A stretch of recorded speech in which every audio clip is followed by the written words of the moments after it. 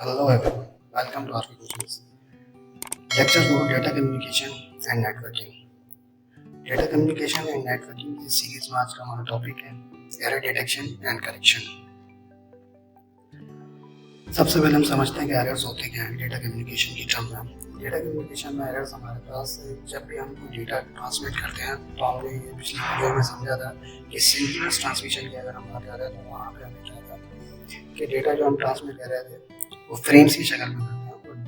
तो एरर्स क्या है कि किसी भी फ्रेम में एक या एक से ज़्यादा बिट का जो है करप्ट होना है, चेंज होने को हम क्या कह रहे हैं डेटा कम्युनिकेशन में एरर कह रहे हैं। अब टाइप्स ऑफ एरर्स की अगर हम बात करते हैं तो तीन टाइप्स के हमारे पास एरर हैं, एक सिंगल बिट एरर, एक मल्टीपल बिट एरर और एक बस्ट एरर।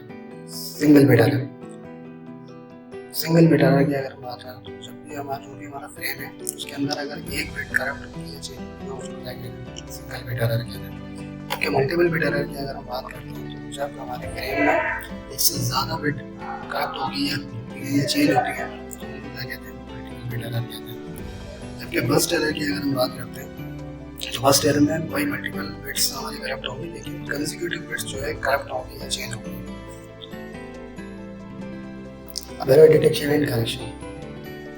देखिए जब भी डेटा हम ट्रांसमिट कर रहे हैं तो ये रिसीवर को कैसे पता चलेगा कि डेटा हमारे पास आया वो ओरिजिनल है या नहीं या वैलिड है या नहीं। तो इस कंडीशन में हमारे पास एक टर्म आती है एरर डिटेक्शन। ठीक है ना, एरर डिटेक्शन के थ्रू ये रिसीवर को पता चलता है कि जो डेटा मेरे पास आया है ये वही डेटा है या नहीं जो सेंडर ने भेजा था।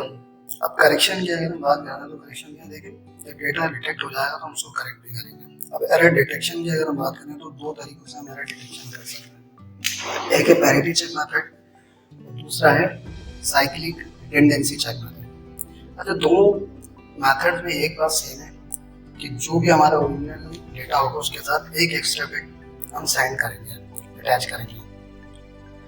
अब पैरिटी चेक मेथड की तरफ चलते हैं। तो पैरिटी चेक मेथड में हम क्या कर रहे हैं भाई, एक एक्स्ट्रा बिट हम ओरिजिनल डेटा के साथ लगा के भेज रहे हैं, बस फर्क क्या है वो हम ये पढ़ते हैं और समझते हैं। ठीक है ना, one extra bit is sent along with the original bit to make number of ones either even in case of even parity और odd in case of odd parity. देखिए नंबर ऑफ वंस की तादाद हमने even रखनी है अगर हमारे जो डेटा है इवन पैरिटी को फॉलो कर रहा है और नंबर ऑफ वंस की तादाद ऑड रखनी है अगर हमारा डेटा पैरिटी को फॉलो कर रहा है। ठीक है ना, अब जैसे ये एग्जाम्पल के लिए समझते हैं कि डेटा हमारे पास है ना, इसमें एक वेब ओपन ये है, इसमें टोटल फंस की तादाद कितनी है 5। ठीक है ना, तो 5 हमारे पास क्या है और इसका मतलब ये है कि डेटा है वो ओड पैरिटी को फॉलो कर रहा है। अब लोग बात करते हैं सिनेरियो क्या है हमारे पास। ठीक है ना, जो भी हमारा डेटा है ना सिनेरियो सेंडर को भी पता होगा और रिसीवर को भी पता होगा कि जो हम डेटा सेंड या करने वाले हैं रिसीव करने वाले हैं वो किस पैरिटी को फॉलो करता है। अब जैसे कि बात करते हैं कि अगर वो इवन पैरिटी का सिनेरियो है तो उधर क्या होगा कि डेटा जो भी हमारा है उस डेटा में हमने देखें नंबर ऑफ वंस की तादाद पूरी डेटा में कितनी है 3, तो हमने इधर क्या करा एक 1 ऐड कर दिया तो आपके नंबर ऑफ वंस की तादाद कितनी हो गई 4। इसकी वजह से क्या होगा इवन पैरिटी को फॉलो करने लग गया। जबकि अगर ये ऑड पैरिटी का सिनेरियो होता तो हम क्या करते हैं यहाँ पे ऐड जो एक्स्ट्रा बिट हम भेजते हैं वो 0 भेजते हैं, जिससे ये ऑड पैरिटी ही रहती है। अब साइक्लिक रिडंडेंसी चेक मेथड। ठीक है ना, साइक्लिक रिडंडेंसी चेक मेथड की अगर हम बात करते हैं ना तो इसमें क्या है कि हम ओरिजिनल डेटा पे बाइनरी डिवीजन परफॉर्म करते हैं। ठीक है ना, और बाइनरी डिवीजन परफॉर्म करने के बाद हमें कोई ना कोई रिमाइंडर मिलेगा तो 0 मिलेगा या तो 1 मिलेगा और उसी को हम अटैच करते हैं अपने एज अ एक्स्ट्रा बिट। ठीक है ना,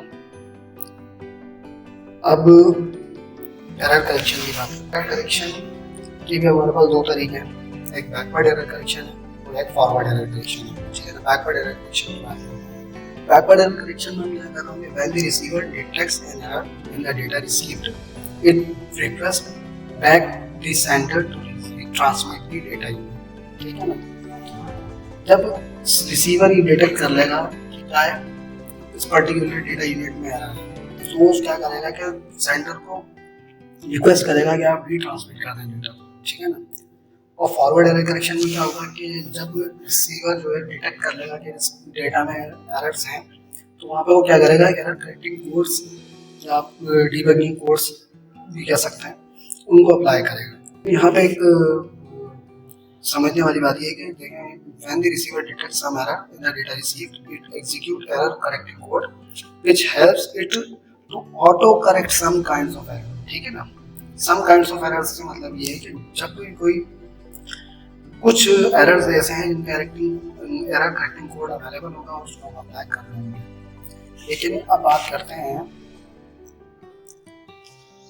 कि हमें कैसे पता चलेगा, रिसीवर कैसे ये मतलब क्या अंदाजा लगाएगा कि मुझे कौन सा करेक्शन करनी है, फॉरवर्ड एरर करेक्शन करनी है, बैकवर्ड एरर करेक्शन करनी है।